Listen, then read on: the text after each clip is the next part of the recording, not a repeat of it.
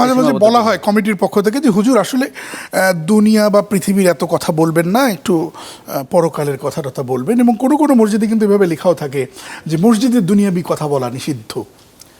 আসলে মসজিদ তৈরি করা হয়েছে দুনিয়াকে সুন্দর করার জন্য। রাসূলুল্লাহ সাল্লাল্লাহু আলাইহি ওয়াসাল্লাম এই মসজিদে বসেই তিনি রাষ্ট্র পরিচালনা করেছেন। সুতরাং মসজিদে দুনিয়াবি কথা বলতে আমি একজনকে জিজ্ঞাসা করেছিলাম যে আপনি দুনিয়াবি কথা বলতে এখানে কি বুঝাচ্ছেন।